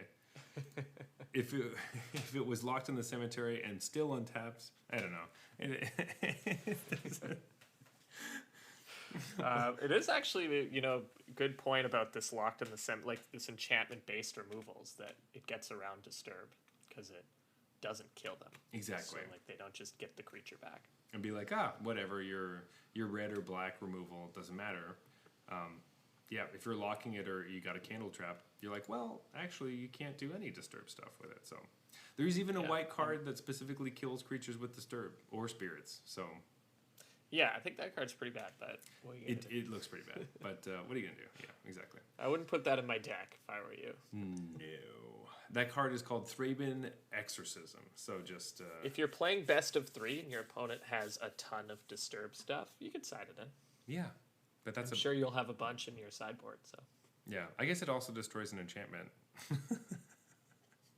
Anyway, let's move on. I don't want to shit talk the cards too much. Let's go to black. Yeah. I can start with black. I have a weird one for my third. Just because I thought, might as well just throw something in, right? Yeah, let's have some fun with it. Like you got to take the big shots sometimes. So that's what we're doing. That's what this is. We're taking big shots with little cards. Yeah. So my third best black common for limited is Ecstatic Awakener. It's 1 black mana for a 1/1 human wizard, and it has an activated ability that is 2 and a black for. The activated ability is 2 and a black, sacrifice another creature. You get to draw a card and then transform it. You can only do this once per turn, by the way, so you can't draw a bunch of cards. But it transforms into just a vanilla 4/4 demon. It's an awoken demon. It's woke. But the reason I like this card is because I really like 1-drops that get better late game or later in the game. Especially because this not only makes you sacrifice something, but you do get the extra card for the creature that you sacrificed, which perked my interest a bit more than a lot of other ones that do this kind of stuff. I really like it when they're like, oh, sacrifice something now, get some more later. That is quite nice. But also, this is an instant speed ability. So you can. I think that's what I didn't realize the first time I read it, because I always just assumed stuff like this. I see the rider at the end activate only once each turn, and my mind like autocorrects it to activate only as a sorcery or something. Yes. That's usually how these things work. Most of the time. But this one, you can do it. You can attack them with a 1/1, and then they have to decide whether they want to block or not, and if you're going to sacrifice a creature and eat their thing or make it a 4/4, and you have all the, all the cards are in your hand, I guess. So those games are super fun. I mean, those are the part of a huge reason why I play Magic, because I like doing shit like that. So yeah, seems. And like not casting your spells and using this instead has a new context in this set in particular, right? Exactly. So as we're going to go through and talk about, we personally, and I think a lot of people feel this way, but obviously deciding when you're going to cast spells from your hand is super important. So having abilities that upgrade your creatures on the battlefield, activated abilities specifically, really make a huge difference. So being able to be like, oh, well, I played this early enough that it didn't matter about the werewolf crap, and now I can make it big enough to fight with a werewolf is going to be great. Yeah, I mean, I love this type of card, so I really hope you're right. I just think the 1/1 is too bad, so you need to do all the other stuff to even have this card in your deck. Yeah. And so I'll wait and see to see if it is strong enough. But this is another one of those cards where I was like, hey, maybe those 2/2 decaying zombies do have a use, That's right. Yeah, that's true. So good sack fodder. Good sack fodder. Yeah, my number 3 top black common pick was, it's a boring one, but it's Vampire Interloper. It's 1 and a black for a 2/1 vampire scout with flying, and it can't block. Interesting. I mean, this seems like a card I would pick. This is just a 2-power flyer for 2, man. Yeah. I mean, that's still pretty good. That's got to be pretty solid. If black is aggressive at all, and my understanding is that the vampire deck is aggressive. So the red-black archetype is meant to be the aggro deck of the format. And I think this is a card you're just going to see a lot of because it's just a 2-power flyer for 2. Yeah, I mean, hey, in Strixhaven, we were playing. There was that poet that was like a 2/1 that you had to pay 3 life or something to give it flying, and we used that all the time. Yeah. So. And I remember this is like Welkin Turn, but with a less relevant creature type. And I remember old formats where Welkin Turn was just the best, and that was in blue. So like a blue aggro deck. So I don't know. Could be wrong about this. Depends on how the format shakes out, of course. But it seems to me like flyers are annoyingly like good in this format, and this one's a 2-power one for 2. So it's true. It will be interesting. Part of the reason flyers are annoyingly good is something we'll get to a little later. But yeah, it is interesting. I wonder how many disturbed creatures will come back and either block this thing. I mean, like it's not. We do have more access to flyers than a lot of times. You'll have a lot of creatures that don't have flying and then get flying later. You're dead, man, before you're paying 6 mana to bring back your disturbed creature. I guess that is kind of true. There are a couple things that have like that make 1/1s, but anyway, we will have to see. Yeah, 1/1 flyers are not what the Vampire Interloper wants to see. Not at all. Yeah, it really ruins its whole day. But we, like you said, we will have to see.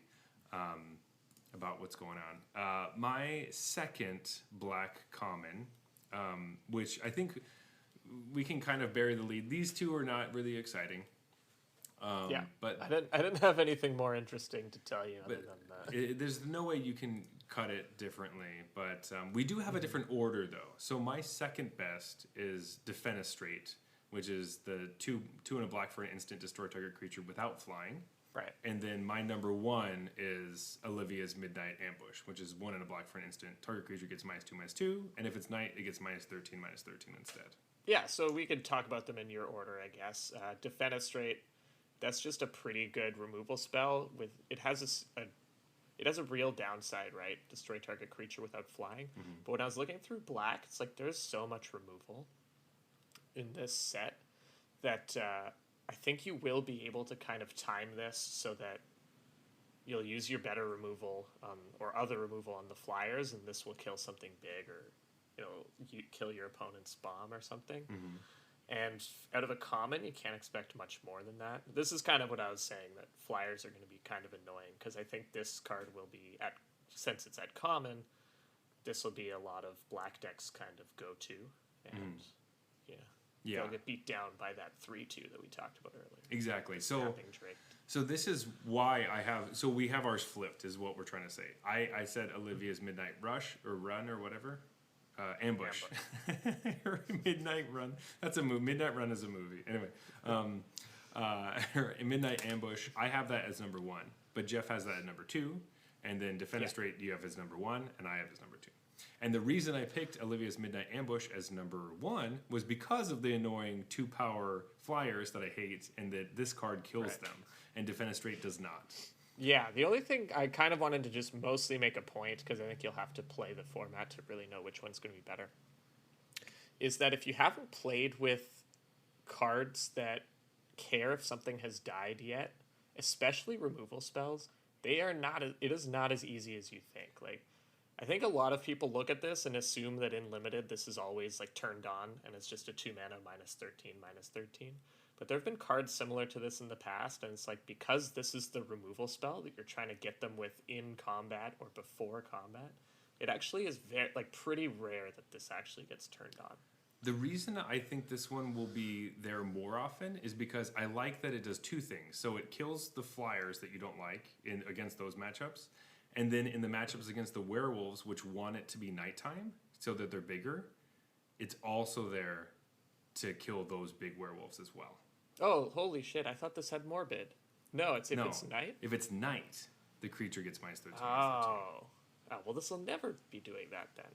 So, like, yeah, but... I thought it was, for some reason, I thought it was Tragic Slip. That's basically what it looks like, right? It looks like Tragic Slip. Yeah. But if it's night, it gets -13/-13. So it does make it interesting for the werewolf players to play against a black deck and know, okay, do I want to turn on night or not? Because there is a common card that kills any werewolf during nighttime.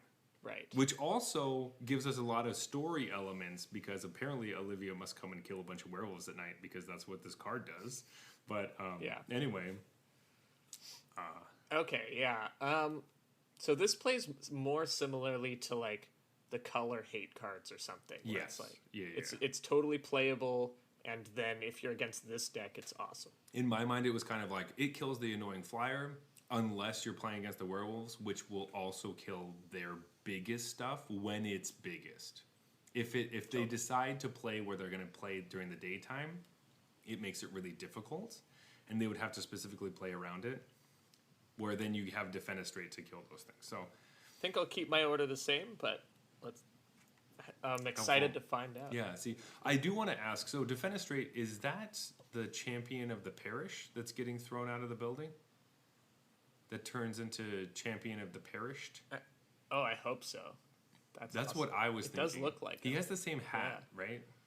Yeah, he has the hat. That's true. So I was thinking like, oh, the champion of the parish gets thrown out of the church and killed, and then becomes champion of the parish, and it's like, well, fuck the church, you know? Yeah.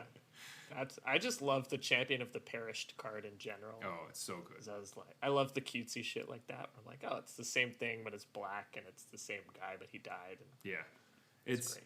It's so nice. There's a bunch. If you haven't seen these things before, they do this all the time in Magic, and it's phenomenal. So, we were already talking about the Delver of Secrets thing, so go check out all those cards if you want, just like blue commons and uncommons. I think it's a common, uncommon, and then a rare is what it went through.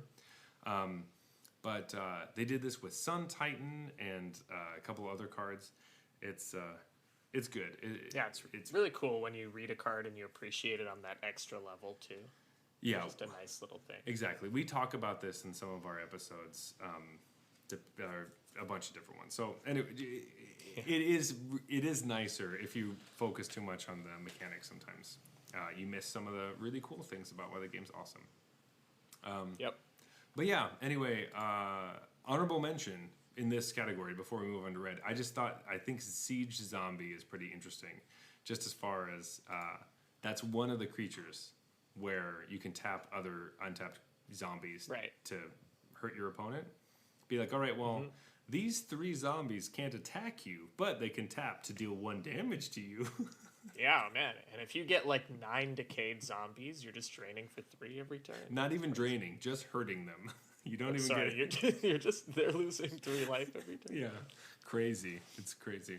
But it's a 2/2 for 2, right? And their zombie is good type, so that could be a totally reasonable thing to play. Yeah, it could. You have a bunch of decayed synergies. That's what I'm thinking. Like, it might be usable, but like, I don't know. I just don't. But that's one of the ones We'd have to play.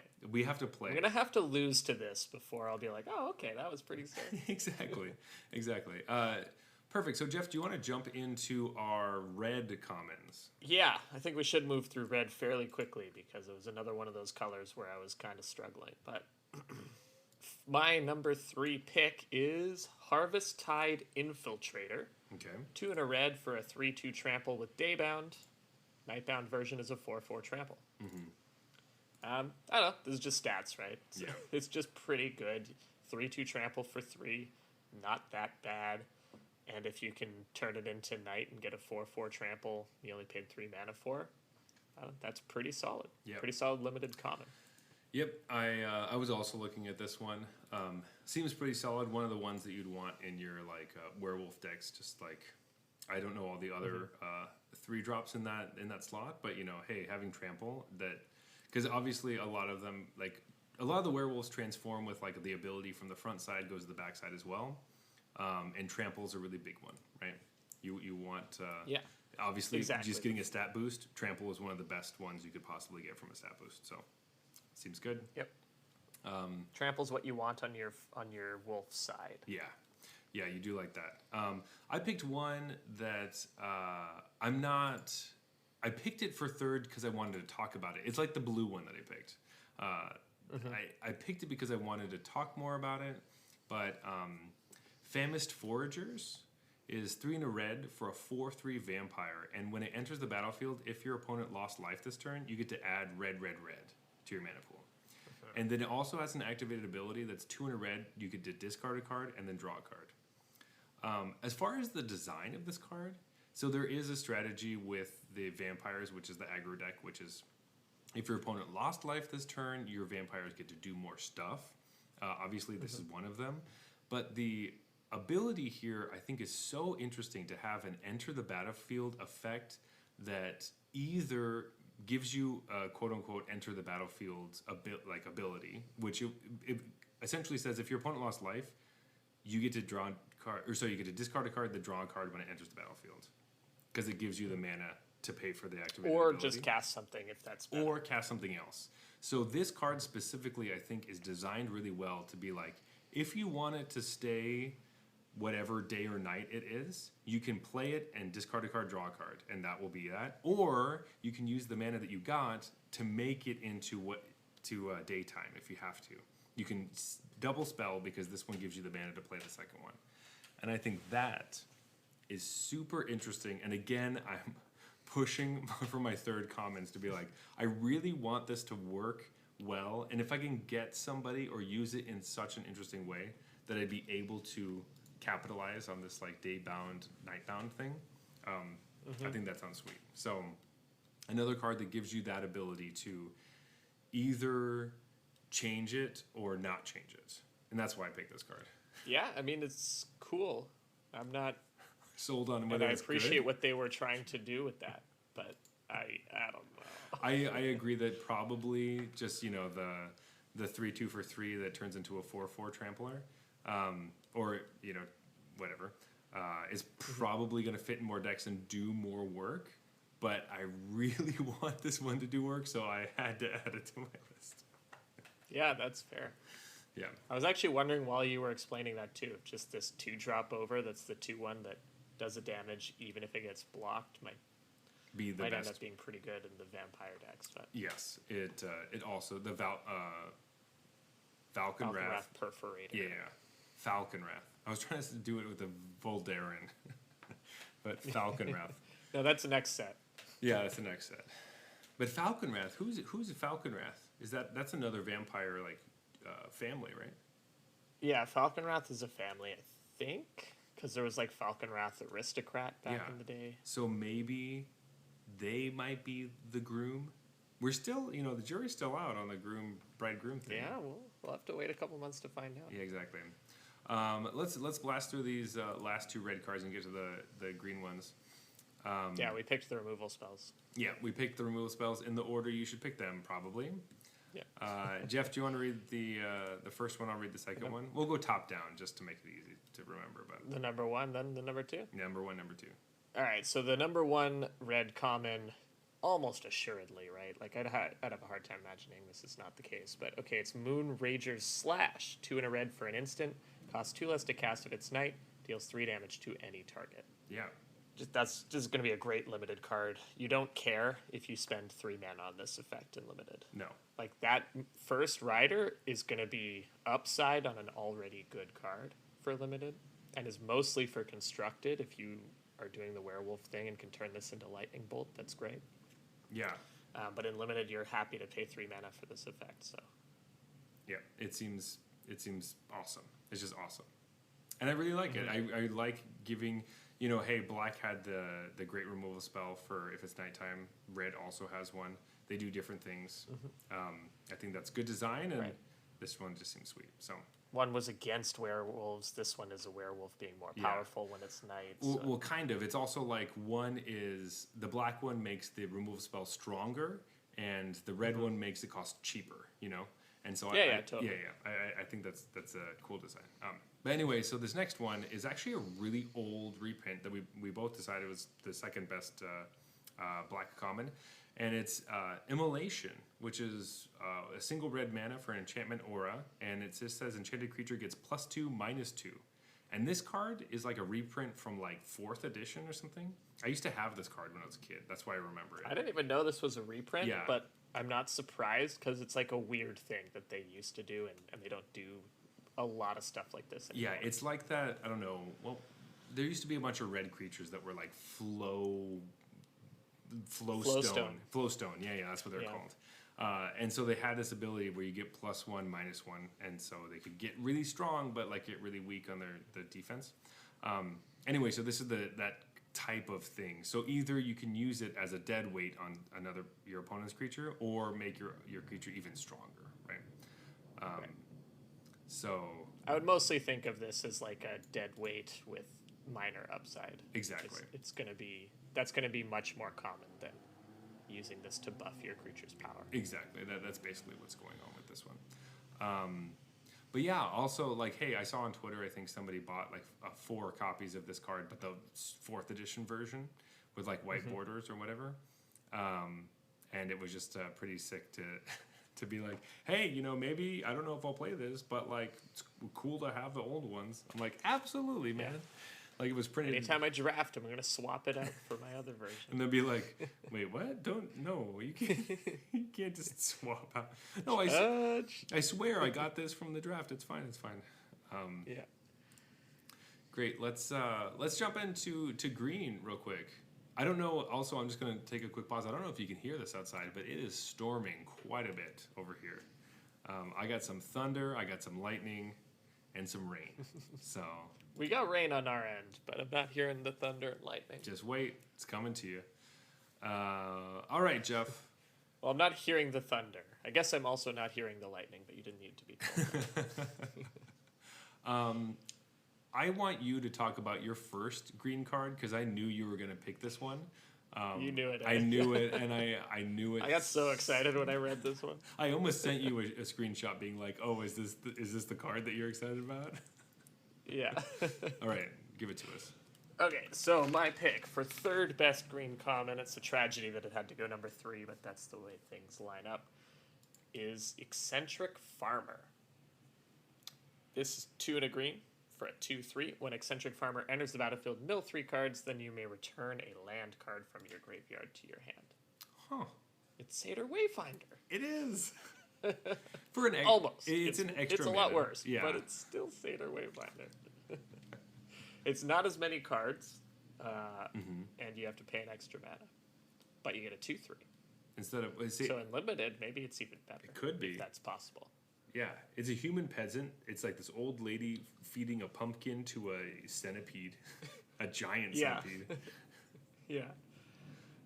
No, I love this card. If you've never played with an effect like this, it's better than it looks. To just, like, a 2/3 for 3 is fine, but then to almost guarantee you hit your next land drop is just super nice. Like, this is pretty close to 2/3 for 3 that draws a card. I mean, Yeah. And like that's pretty sweet. it draws. How many games have you been in where you get stuck on 3 lands and can't do anything else? You know what I mean? Like getting your 4th can be a big deal. So a card that specifically helps you work towards that while feeding your graveyard, so that you can do some graveyard synergies. It seems great. Yeah, I love this card. I wanted to put it number 1, but green has some good comments. It really does. There's some really good ones. So my third best green common is similar to your third best red common, but I liked Tireless Hauler. So it's 4 and a green for a 4/5 with Vigilance. It's a werewolf, and it flips into a 6/6 with Vigilance. I just think this, it doesn't do the same thing as a lot of the big dumb commons that we've had in the last couple sets, where it's like, hey, I enter the battlefield, I cost 6 mana, I'm a 7/6, and I gain you life or whatever. But still having like a 4/5 or 6/6 Vigilance that's just like this body that doesn't tap ever can be really hard to attack into and really hard to deal with when it's attacking you. Yeah. So it's a big creature. I think it's going to be like a big annoying creature that you're like, damn it, this is always around. And like I'm looking at it in draft being like, I don't think that's so great. And then when I play against it, I'm like, God damn it, this card gets me every so time. big. Why is it so big? So that's why I was like, 4/5 Vigilance for 5 is not that far off. Either exactly. Of what you would just play, and a 6/6 is huge. Exactly. And at that point of the game, like you're going to play this on turn 5 on your top end, and then the next turn you're just going to pass and then turn it into a 6/6, and you're like, there you go. Also, because you can still attack with it as a 4/5 and have a blocking 6/6 on your next turn, because you're like, okay. Oh, true. So that's going to be cute. How you can, just not play anything, attack with the 4/5, and then have a 6/6 back. Yeah. So I think that's going to be super annoying. And this card's just going to do more work than it's supposed to, or not supposed to, but what you think it's going to do. It's no Satyr Wayfinder, but I guess it's okay. It's definitely not got some the more fun stuff going on. And then coming into our top two, what did you pick for number two? So I picked Duel for Dominance. This is the fight card of the set that we've just come to expect, I think. Mm-hmm. Like every set seems to have a green fight card that either uses the mechanics of the set or is flavored in a way that, makes it relevant to the set. So this one is 1 in a green. It has Coven. It's an instant, which is always nice on these cards. Choose target creature you control and target creature you don't control. If you control 3 or more creatures with different powers, put a +1/+1 counter on the chosen creature you control. Then the chosen creatures fight each other. So it sounds more complicated than it is. It's a fight spell that if you have Coven, puts a +1/+1 counter on your creature. Yeah. So at first I read it, I was like, do they not fight if I don't have Coven? But that's not the case. So this card would be pretty bad, I think, if it would that's be how it works. Fucking garbage if that was how it worked. They just kill one of your other creatures in response. Yeah. Your Coven spell is dead. Yeah. So, but no, yeah, I think it costs 2 mana. It's a fight spell at instant speed. Those are like the big things that I want in a fight spell for the most part. Cheap, instant speed are huge. The fact that it doesn't buff it unless you have a bunch of other creatures is kind of annoying because usually the buff can really get you over the edge early on, whether you can dominate with the biggest creature or not. But I still think it's going to be super solid, and you're going to want a ton of these, like in your green decks. Yeah, I think we know pretty much what to expect from this, right? It's an instant speed fight spell. That can sometimes buff power and toughness. Those are always good. Yeah. So I put this as number 1, as you put it at number 2, just because this is the card that I think if I see this go around, it's going to be like, who's not playing green? Like, no one's playing green then, because like this is the best green. Like I'm going to want this card. Yeah. Though I was back and forth with the one that you picked for number 1, because I picked that for number 2. Right. And I originally had this as number 1, and then I ended up switching because I just knew like just the strength of fight stuff. But whoa! Right. Now we're getting it. We're getting it over here. They really whoa. That's really intense. Okay. They really brought the like Innistrad soundtrack to this episode. I think. That's right. Yeah. Toronto. That's so nice. But anyway, so the second best common for green that I picked was Shadow Beast Sighting, which is 3 in a green for a sorcery. It says create a 4/4 green beast creature token, but it has flashback, which is 6 in a green for the same thing. This card's just crazy. Yeah, right? a 4-mana 4/4 that later you pay 7 to make another 4/4. It's gonna be good. Like 4-mana 4/4s. Just like full stop are always in contention for the best green common. Yeah. Like maybe the removal spell wins or whatever, but it's always one of the top few green commons. And I get to cast this one again. I mean, I know there is some downside to it being a token, but like still. But not that much. This card seems crazy. Yeah, good. It seems really good. And that's why I was back and forth between whether I thought... So I really feel like they're kind of in contention. I can't... Until I play the set and see how important it will be to remove key things early, will I want Duel of Dominance, or do I want the Shadow Beast Sighting, which just blocks all the small shit? And it's going to depend a little bit on your deck, too. It's true. What color you're pairing it with. Obviously, if you need big creatures for Duel of Dominance to be good, so if your creatures are on the lower end, then you would want to take this to give yourself a big creature. Exactly. Yeah. I also love that. Hey, they did a really good job of making it kind of like Bigfoot, the way he's walking. It does, yeah. I thought the exact same thing too. So the Shadow Beast is being sighted like Bigfoot. Yeah. But yeah, basically those are our top commons for the set, or top common. Oh, those are the ones we think are going to be best. And I'm excited to figure out, for the most part, usually what our third best really will change to be, I think. Yeah. But famous last words. We'll see if There's always a removal spell that you can't be too wrong on. Exactly. But then you never know. Obviously, you have to play the cards to know how good they are. So maybe we'll reevaluate this in a couple weeks and we'll see what we really think. So yeah, maybe all of these cards are unplayable. yeah, it's it's fucking Startle's the best blue common or whatever. Yeah. Or whatever that card we were making fun of. That's definitely Thraben Exorcism. Yeah, is definitely actually the best card in the set. And every other ability is terrible compared to Coven. Yeah. All right, we'll have to see. But before we do that, I think it's time for last call. It's time for last call. There we go. Big reveal time. 3, 2, 1. Okay. Thought so. That might happen. Picked our own beers. Yeah. What are you going to do? Actually, coming into this, I thought I would pick the one that you brought for sure, because I've tried it before, and I know that it's good. But I think this one was just hitting me right tonight. Yeah. And it is interesting, because I went back and forth actually a couple times. And I ended up going with this one. Well, actually, we're going to talk about that in a second, but I do want to talk about our rating system before we get into that. So, yes, that's wise. If you have listened to the show, you know that we rate all of our beers on a scale of bronze to mythic, which is, of course, the tiers in Arena. So that makes sense. And bronze beers are just absolute trash. You have to pour them out because they're not worth tasting. Won't even finish it. Not even finishing it. Silver is basically a macro brew. If you want some more detail on silver beers, go check out some of our Silver Series episodes. But they're macro brews or micro brews that are not particularly interesting. And gold is a beer that's fine, but you won't really drink it very often. Yeah, platinum is solid and you will drink it again. Diamond is exceptional and you would recommend it to one of your friends. And then mythic is the best of the best. You would recommend it to not only your friends, but to basically anyone who will listen. Yeah.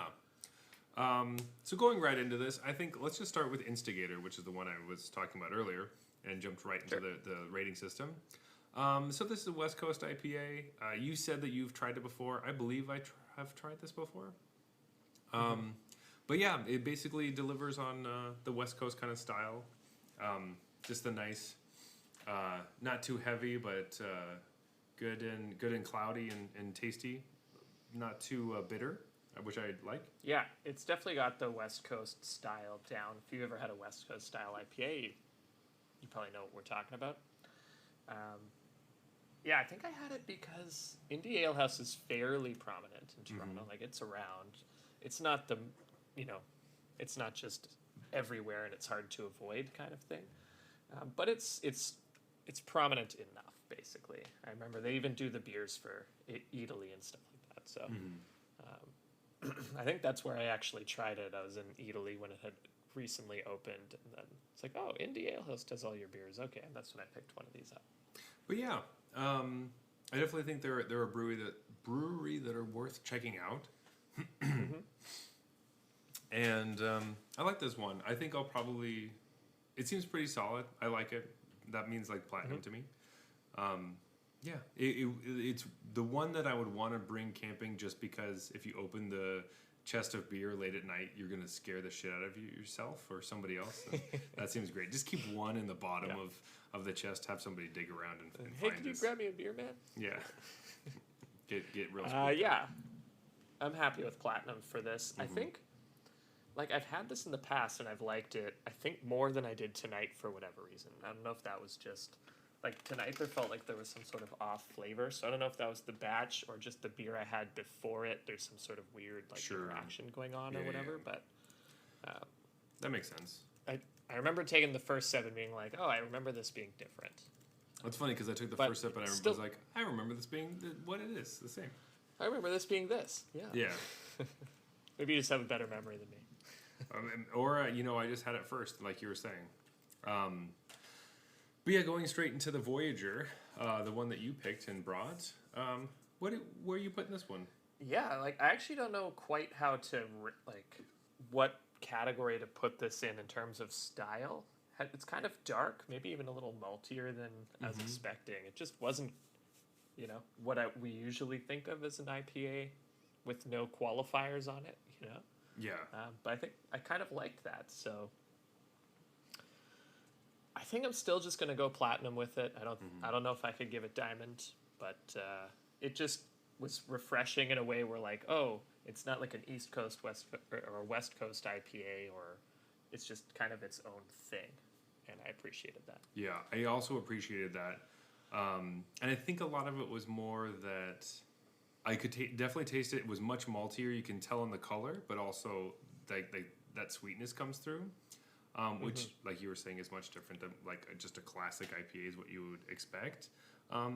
But I liked it. The reason I didn't pick it was solely because I just wanted more of the juicy kind of West Coast stuff, and just didn't feel like having another one of those at this moment. But I would say it's really on par with the other one. Very platinum. Yeah, I was pretty neck and neck. Yeah. I think I made the same choice of just what I felt like drinking right now rather than which one I thought was better. Yeah, so I don't, yeah, that's exactly. I don't think either of them is better than the other. And I'm excited to drink the Voyager later tonight. But I just wanted to instigate it right now. So, yeah. There we go. Platinums all around. I always like that at the end when everything gets at least a platinum, you know? Yeah, it's nice. I mean, after having a couple weeks of silvers, it's nice to have some platinums. So that is good. But with that, I think we're coming to closing time. Closing time. One last call for alcohol. You can always reach us at Arena Regulars on Twitter and at Instagram. You can also look for us on MTG Arena under the username Arena Regulars Podcast. I have a feeling there will be an uptick in sightings of our account name because we're going to be drafting. So you should also be drafting so you can see us. If you want to talk to me personally, you can find me on Twitter and Instagram at Zulberg. That is Zeulberg. But Jeff, where can they find you? I'm on Twitter at BluesBrewsMTG. BluesBrewsMTG. Also, please leave us a review on Apple Podcasts and iTunes. Follow us on all the places that you listen to us right now, Spotify, Stitcher, whatever you're listening to. I don't know what it is. And just tell your friends and family if you like the show, your beer buddy that you want to get into Magic, or your Magic buddy that you want to get into beer. It works both ways. It works both ways. This has been the Arena Regulars. Reminding you that Olivia's Midnight Ambush does not have morbid. Good night.